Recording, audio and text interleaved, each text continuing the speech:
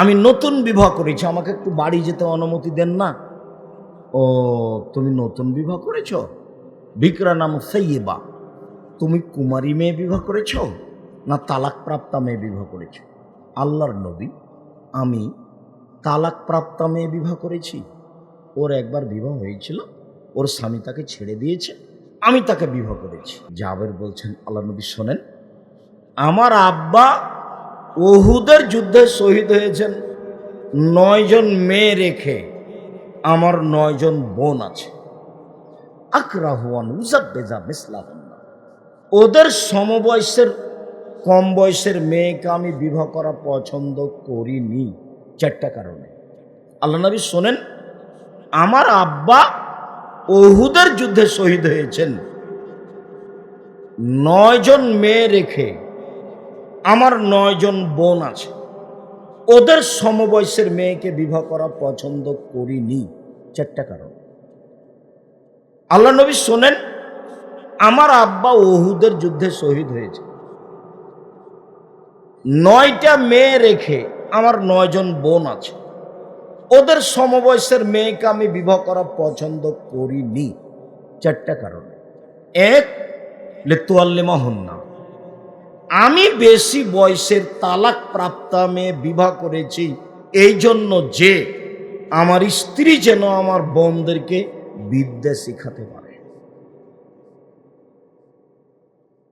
মক্তব চালু করতে হবে মসজিদ শিক্ষা কার্যক্রম দিয়ে। সেক্রেটারি সাহেব কেমন আছেন? আব্দুল্লাহ কিন্তু কোনো বক্তব্যে বলেছে যে এসি বিক্রি করে দিতে হবে, বলেনি? কোনো বক্তব্যে বলেছে যে কি করতে হবে? এসি বিক্রি করে দিতে হবে। কোনো জায়গাতে বলেছে টাইলস খুলে ফেলতে হবে। মানে খুলে ফেলতে হবে না, বিক্রিও করতে হবে না, মানে কষ্ট পেয়ে এগুলো বলছে যে আপনি এই দিক করলেন না কেন, ওই দিক কেন গেলেন আপনি? হ্যাঁ, এদিক মজবুত করে ওদিক করেন, ও তো নাজায়েজ কিছু নয়। এদিক করার পরে ওদিকে করেন। 1, আমার স্ত্রী যেন আমার বোনদেরকে বিদ্যা শিখাতে পারে। তাহলে শিক্ষা কার্যক্রম মসজিদ থেকে চালু করতে হবে। এটাই হলো নিজেকে বাঁচানোর পথ, জাতিকে বাঁচানোর পথ, ইহুদি খ্রিস্টান থেকে বাঁচানোর পথ। বুঝাতে পারিনি কথা। 2, বলে তুয়াদ্দেবাহুন্না, আমার স্ত্রী যেন আমার বোনদেরকে শিষ্টাচার শিখাতে পারে। সব হাদিসে যে শিষ্টাচার কি জিনিস? 3, বলে তুরাজ্জালাহুন্না, আমার স্ত্রী যেন আমার বোনদের মাথার চুল চিরুনি করে সাজগোজ করে রাখতে পারে। 4, বলে তাকুমা আলাইহিন্না, আমার স্ত্রী যেন আমার বোনদেরকে পাহারা দিতে পারে। তার স্ত্রী তার বোনদের জন্য পাহারা দেয়। আপনার স্ত্রী আপনার মেয়েদের ছেলেদের জন্য পাহারা দেয়। আপনার মেয়ে একটা পায়জামা পরে আছে, এখন এখানে বসে আছে, এত ঢিলা ঢালা যে আর একজন মানুষ ঢুকবে, তো ও যখন রিক্সায় উঠে তখন হাঁটু পর্যন্ত দেখা যায়। এখন যদি বলি আপনার মেয়েকে যে তোমার বাপের কারণে এটা হয়েছে, তো তোমার বাপকে বলিও চাচা আর তোমার মাকে বলিও খালা,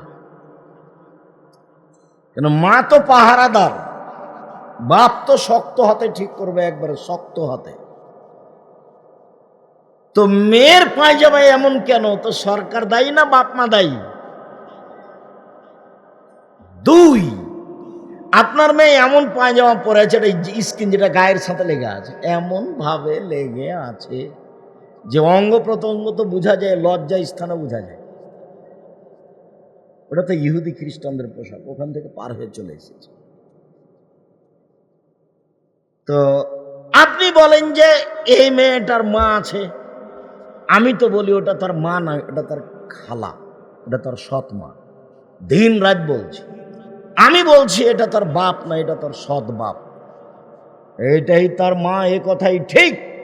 এটা তার সৎ মা নয়, এটা তার নিজ মা, এ কথাই ঠিক। এটা তার খালা নয়, এটা তার হস্তিনী মা, এ কথাও ঠিক।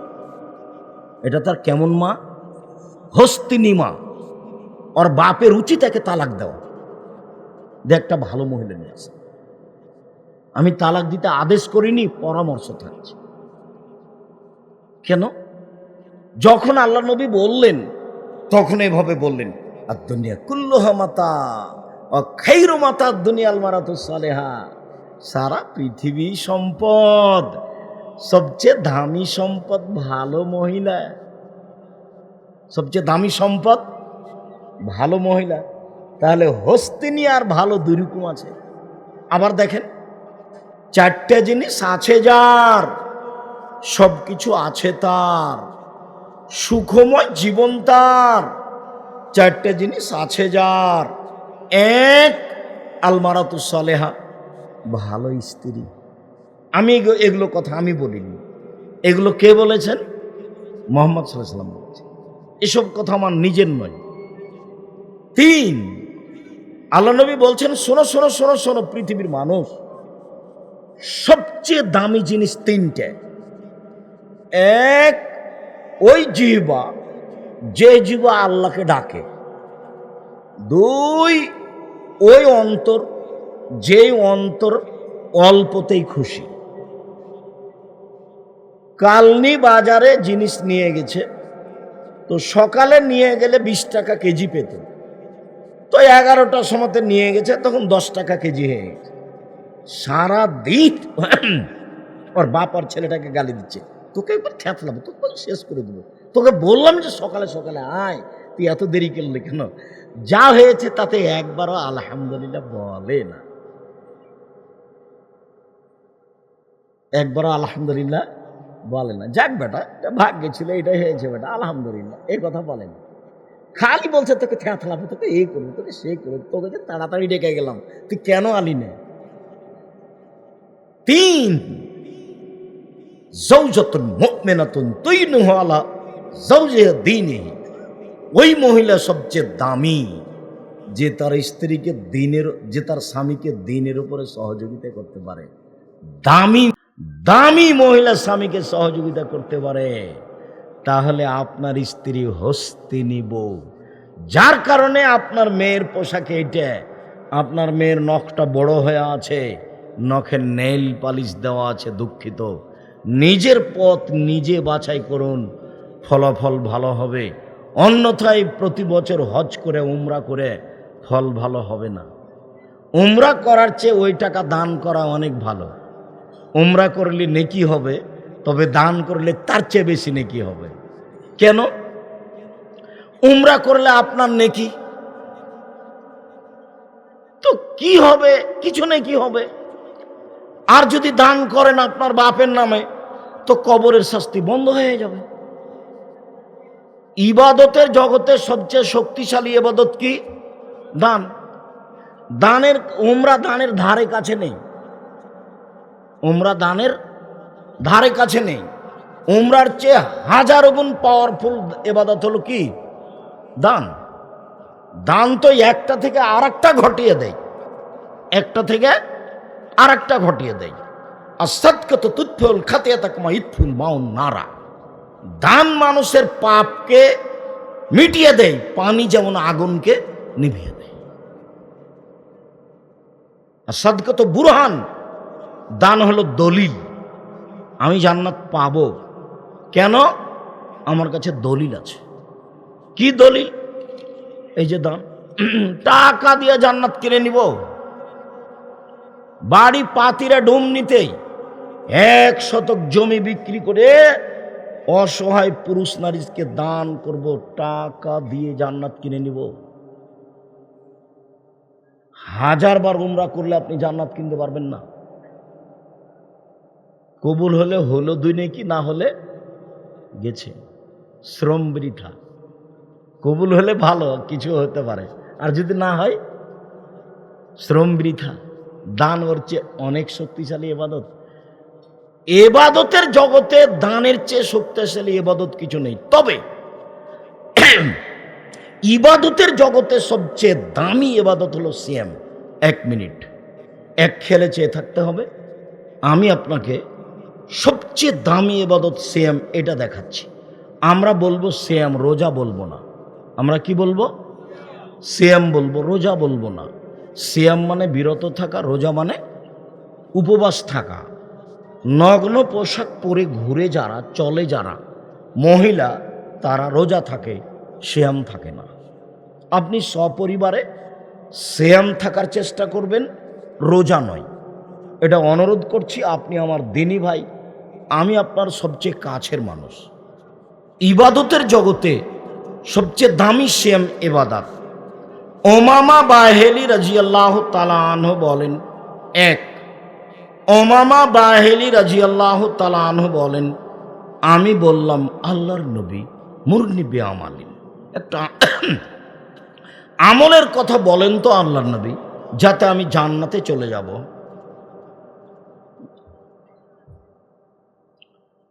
তখন আল্লাহ রাসূল বলছেন, আলাইকা বিসম ফাইনুল্লাহ মিসলালাহ। ওমামা, সিয়াম পালন করো। ইবাদতের জগতে সিয়ামের মতো কোনো ইবাদত নেই। এটা হলো সিয়াম। এইটা হজ সিয়ামের মতো জিনা, সালাত সিয়ামের মতো জিনা, দান সিয়ামের মতো জিনা, তাসবিহ তাহলিল সিয়ামের মতো জিনা। ইবাদতের জগতে এমন কোনো ইবাদত নেই যে ইবাদত সিয়ামের মতো হতে পারে। ধারাবাহিক 4টা দলিল পেশ করলে আপনার কাছে ধরা পড়বে স্পষ্ট, হ্যাঁ এটাই ঠিক। আব্দুর রাজ্জাক সাহেব ঠিক বলেছেন। ওমামা বাহেলি বলছেন, আল্লাহর নবী, একটা আমলের কথা বলেন তো আল্লাহর নবী, যাতে আমি জান্নাতে চলে যাব। তখন আল্লাহ রাসূল বলছেন, আলাইকা বিসম ফাইনুল্লাহ ঈদুল্লাহ, তুমি সিয়াম পালন করো। এবাদতের জগতে সিয়ামের সমপর্যায়ের কোনো এবাদত নেই। এটা হলো সিয়াম, এটা হলো হজ। হজ সিয়ামের সমপর্যায়, জি না। এটা সলাত, সলাত সিয়ামের সমপর্যায়, জি না। এটা হলো কোরআন তেলাওয়াত, কোরআন তেলাওয়াত সিয়ামের সমপর্যায়, জি না। আল্লাহ রাসূল সব না করে দিয়েছেন। সিয়ামের সমপর্যায়ের কোনো পৃথিবীতে ইবাদত নেই। 2টা দল গেল। 3,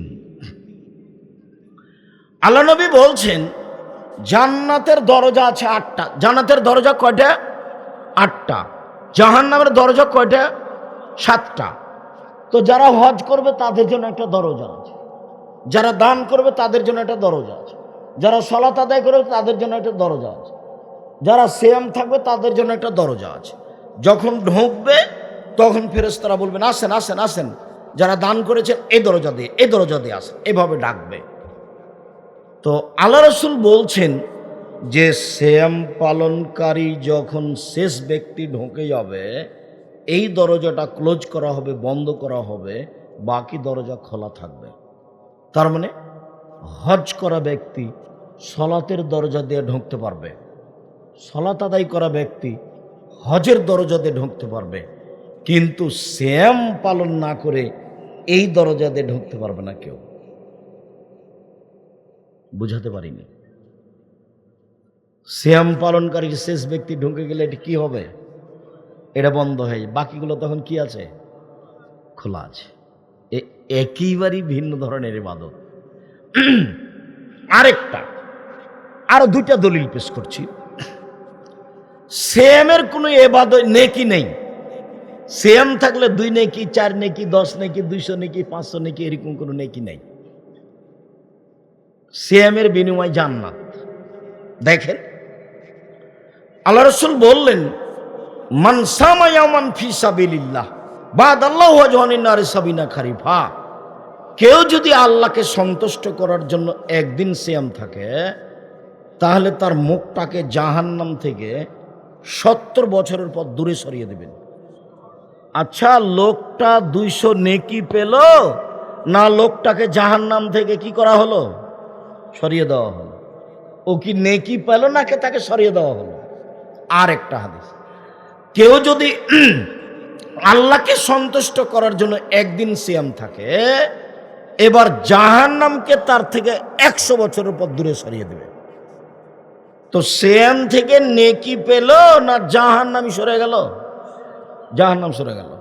3 মানসামা, এই ছেলে, আমাদের ছেলেরা দেখে না পাশে ছেলেরা গল্প করছে, এই পাড়ার ছেলেরা তোমরা কোথায়? এই তোমরা যারা জামা পরে আছো তোমাদের দেখতে পাচ্ছ, ওখানে বাচ্চারা কথা বলছে কেন? যাও দেখো, আর ওইদের পিছন দিকে কথা বলছে দেখো তো, এদিকে আড়ে কথা বলছে। শরম হয় না একটু গল্প করো? কি করে লজ্জা করো না কেন? যাও দেখো, পাহারা দাও শক্ত হাতে। কেউ যদি একদিন সিয়াম থাকে, এবার দেখেন, একদিন সিয়াম থাকে, তার মাঝে আর জাহান্নামের মাঝে ব্যবধান হবে 500 বছরের পর। ব্যক্তি এবং জাহান্নামের মাঝে ফাঁকা হলো কত? 500 বছরের পথ। নেকি পেল না জাহান্নাম থেকে সরে গেল? নেকি নাই, 2-4-500 নেকি নাই। সিয়ামের বিনিময় কি? জান্নাত। যার কারণে সিয়াম থাকতে হবে, রোজা নয়। আল্লাহ রাসূল বলছেন, বহু মানুষ সিয়াম থাকে, ওর সিয়াম না খাওয়া না খাওয়া দুটাই সমান, মানে ও রোজা থাকে, উপবাস থাকে। সম্মানিত দিনী ভাই বোন,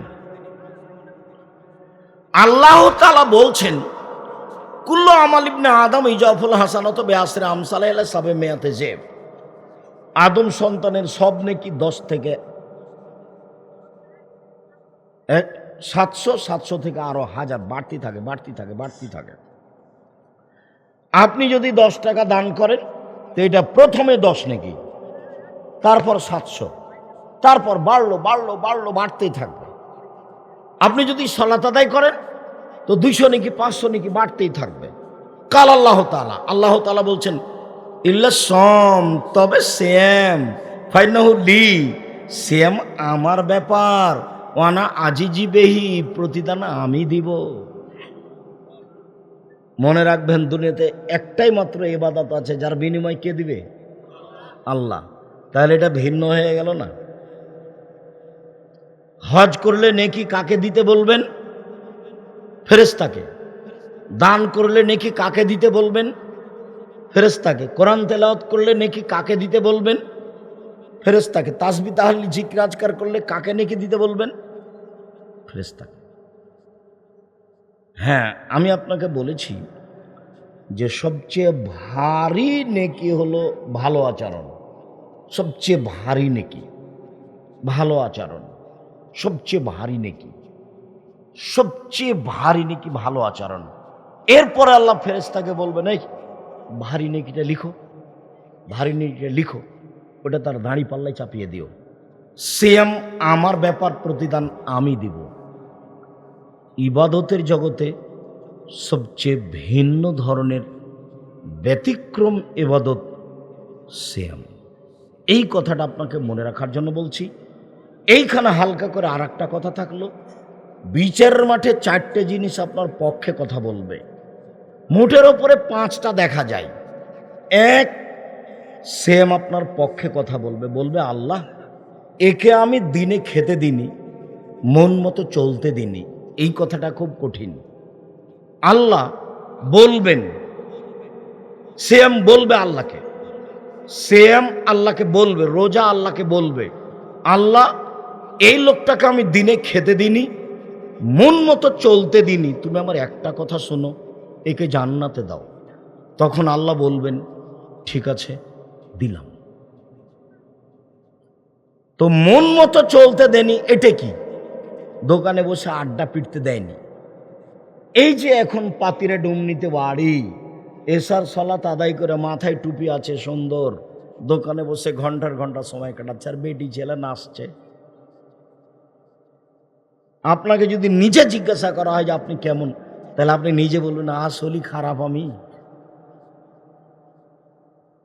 এমনি যাকে জিজ্ঞাসা করবেন সেই বলবে খারাপ। আপনাকে যদি জিজ্ঞাসা করি আপনি কেমন, তা আপনাকে বলতে হবে যে আমি কি, আমি খারাপ। নইলে বেটি ছেলে নাচছে আমার চোখের সামনে, আর আমি দোকানে বসে আছি, আড্ডা পিটছি। এটা হয় কি করে?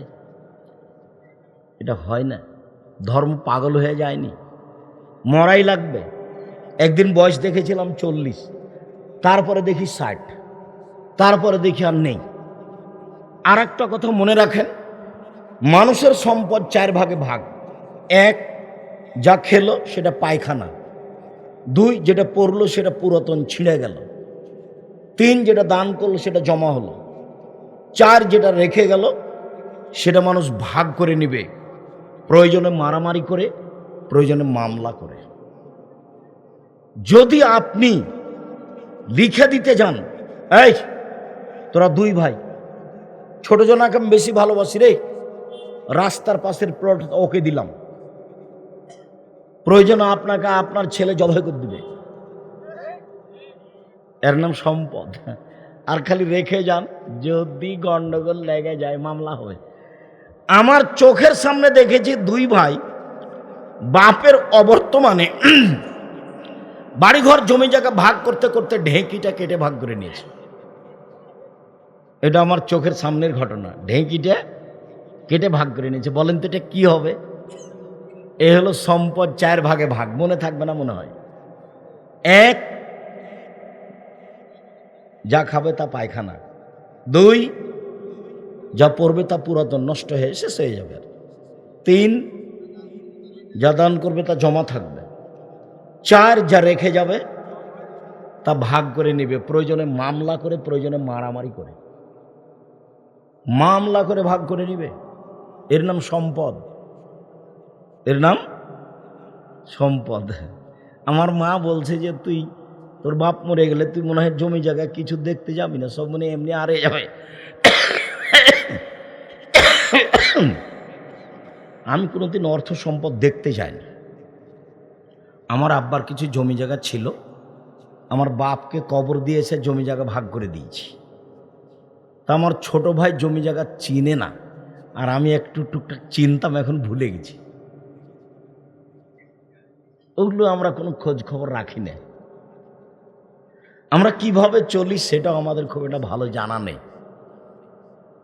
আমাদের একটা স্বাদ, এই দেশের মাটিতে উন্নত মানের প্রতিষ্ঠান গড়বই গড়ব ইনশাআল্লাহ। যেখানে ছেলে মেয়ে বাংলা, ইংরেজি, আরবি উন্নত মানের শিক্ষা অর্জন করে জাতির অন্যায়ের বিরুদ্ধে লড়বে ইনশাআল্লাহ। জীবন বাজি রেখে চেষ্টা চালিয়ে যাচ্ছে। এটাই লক্ষ্য উদ্দেশ্য, অন্য কোনো কিছু নেই। দেশ বিদেশের শিক্ষক দিয়ে ভরে ফেলে দিয়েছে প্রতিষ্ঠান। ইন্ডিয়ান শিক্ষক আছে, দেশি শিক্ষক আছে, বিদেশি শিক্ষক আছে, সৌদি আরবের আছে। কালকে যা দেখে আসেন আপনার বাড়ির পাশে সৌদি আরবের শিক্ষক। এখন মদিনা বিশ্ববিদ্যালয়ের সাবেক ডক্টর জায়েদ আল জোহানি আপনার বাড়ির পাশে এখন আছে। বিদেশি শিক্ষক আরবি, মদিনা বিশ্ববিদ্যালয়ের শিক্ষক আপনার বাড়িতে এসে শিক্ষকতা করেন। আপনি জামিয়া সালাফিকে স্বাভাবিক মনে করছেন? আপনার একটু দেখতে যাওয়ার স্বাদ হয় না? আফসোস, একটু দেখতে যাওয়ার স্বাদ হয় না? আমি চাঁপাইনবাবগঞ্জের মানুষ। কোথাকার মানুষ? আমি চাঁপাইনবাবগঞ্জের মানুষ। আপনার বাড়ি এসে দিন কাটাই। সৌদি আরবের মদিনা বিশ্ববিদ্যালয়ের ডক্টর জায়েদ আল জোহানি এখন আছে, ছেলেদেরকে চলমান শিক্ষা দিচ্ছেন এখানে। কালকে যে দেখে আসবেন ইনশাল্লাহ, একটু গরম পর্যন্ত। সম্মানিত দিনী ভাই বোন, এইবার আপনাকে দেখালাম, 1, সিয়াম বিচারের মাঠে কথা বলবে আপনার পক্ষে। 2, কোরআন মাজিদ আপনার পক্ষে কথা বলবে। 3, কালো পাথর হজ করতে গিয়ে টাকা যদি বৈধ হয় কথা বলবে। 4, আঙ্গুল যে আঙ্গুলে তাসবিহ গণনা করছেন সেটা কথা বলবে। 5, যেগুলো ছেলে মেয়ে যুবক হওয়ার আগেই মারা গেছে, যুবক যুবতী হওয়ার আগে মারা গেছে, এইগুলো ছেলে মেয়ে বাপ জান্নাত না যাওয়া পর্যন্ত তারা যাবে না। আগে আল্লাহকে বলবো, আগে আমার বাপকে জান্নাতে দেন, তারপরে কোনো কথা। তো আপনার ছেলেই তো মাত্র একটা দুনিয়ার শয়তান। আর না হলে দুইটা কানা আর কচড়া। আর আপনারা ছিলেন 10-12 ভাই বোন, 3-4টা মারা গেছে, 5-7 জন আছেন। এইটা ছেলে মেয়ে বেশি নিতে হয়, যেটা আব্দুল্লাহ একটু আগে বলছিল। মানে আমরা যে কোন ফাঁদে পড়েছি আমরা নিজেরাও জানি না। চলেন, রাসূল সাল্লাল্লাহু আলাইহি সাল্লাম মদিনা থেকে মক্কা থেকে মদিনায় গেলেন। দেখলেন মদিনার লোকেরা মুহররমের 10 তারিখে সিয়াম থাকছে। আল্লাহ নবী বললেন, কি ব্যাপার, তোমরা মুহররমের 10 তারিখে সিয়াম থাকছো কেন? তখন তারা বলল, এই দিন তো খুব বড় দিন, এই দিনে আল্লাহ ফেরাউনকে ডুবিয়ে দিয়েছে, মূসাকে বাঁচিয়ে দিয়েছে, মূসা শুকরিয়ার জন্য এই দিনে সিয়াম রেখেছেন, আমরাও সেদিনে সিয়াম থাকি। তখন আল্লাহ রাসূল বলছেন, শোনো শোনো শোনো শোনো, নাহানু আওলা আহাক্ক বে মূসা মিনকুম, মূসা যে বিষয়ে শুকরিয়া আদায় করেছেন সেই বিষয়ে তোমাদের চেয়ে আমি বেশি হক রাখি শুকরিয়া আদায়ের। আমিও মুহররমের 10 তারিখে সিয়াম থাকলাম, সাহাবীগণ তোমরাও 10 তারিখে সিয়াম থাকো। মুহররমের 10 তারিখে ফেরাউন ডুবে গেছে, সদল বলে। মুহররমের 10 তারিখে মূসা বেঁচে গেছেন, সদল বলে। মূসা বলছেন, আল্লাহ কি শুকরিয়া আদায় করি আমি এদিনে সিয়াম থাকলাম। আচ্ছা, শুকরিয়া আদায় হলো। মুহাম্মদ সাল্লাল্লাহু আলাইহি সাল্লাম বলছেন, আমিও শুকরিয়া আদায় করব এদিনে সিয়াম থেকে। তো সাহাবীগণ বলছেন, বলেন কি আপনি দিনরাত বলছেন ইহুদিদের বিরোধিতা করতে হবে, খ্রিস্টানের বিরোধিতা করতে হবে, ওদের বিরোধিতা করতে হবে, ওরা এদিনকে বড় মনে করে, আর এদিনে সিয়াম থাকবো মানে? কেন থাকবো? থাকবো না। তখন আল্লাহ রাসূল বলছেন, শোনো শোনো শোনো শোনো শোনো, লাইন বাকাইতু আলা কাবেনিল্লাহ সুমান্না তাসিয়া, সামনে বছর যদি আমি বেঁচে থাকি তাহলে মুহররমের 9 তারিখও সিয়াম থাকবো। 9 তারিখ হবে বিরোধিতা, 10 তারিখ হবে শুকরিয়া। বুঝা গেল না কথা? মুহররমের কয়টা সিয়াম হলো? 2টা। একটা হলো বিরোধিতা আর একটা হলো শুকরিয়া। আল্লাহ নবী বললেন, কেউ যদি মুহররমের 2 দিন সিয়াম থাকে অতীতের 1 বছরের পাপ ক্ষমা হবে। হাফসা রাদিয়াল্লাহু তাআলা আনহা বলেন, আল্লাহ নবী 4টা জিনিস কখনো ছাড়তেন না। 1 মুহররমের 2 দিন সিয়াম, 2 যুলহিজ্জার একটানা 9 দিন সিয়াম, 3 ফজরের 2 রাকাত সুন্নাত, 4 প্রতি মাসে 3 দিন। এই 4টা কাজ কখনো ছাড়তেন না। মুহররমের সিয়াম। রাসূল সাল্লাল্লাহু আলাইহি সাল্লাম বললেন, কেউ যদি আরাফার 1 দিন সিয়াম থাকে আগে পরে 2 বছরের পাপ ক্ষমা হবে। সামনে বছর যা পাপ করব সব ক্ষমা। অবাক ইবাদত! 1 বছর সামনে যা পাপ করব কি হয়ে গেছে? ক্ষমা হয়ে গেছে। তা আশ্চর্য ইবাদত। কোন দিন বলেন তো? আরাফার দিন। 1 মিনিট মনে থাকবে কি না? রমজান মাসের শেষ দশকের চেয়ে কুরবানির মাসের প্রথম 10 দিন বেশি দামি। আব্দুর রাজ্জাক সাহেব, কথা যে অবাক মনে হচ্ছে যে রমজানের শেষ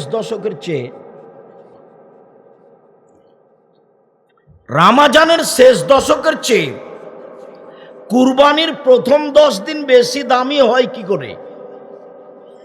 1 আরাফার দিন আছে সেই জন্য দামি, 2 হজের দিন আছে সেই জন্য দামি, 3